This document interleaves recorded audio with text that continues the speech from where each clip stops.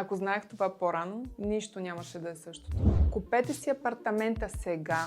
Сега. Не чакайте. Първата крачка, която трябва да се започне, това е никакво чакане.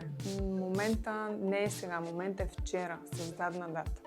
Тоест, трябва да имате малко вяра в себе си и да започнете да мислите за себе си.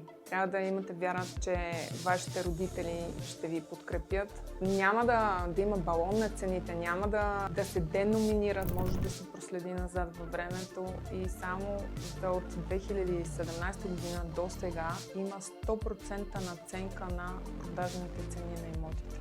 Даже мога да съм още по-подробна и да ти разкажа за история как моя приятелка преди 2 години си купи панелка, която в момента продава с 100% печалба също. Това е една инвестиция, която тя тръгна на leap of faith, скок на съдбата. Тази крачка отведе с 100 000 евро повече в джоба си.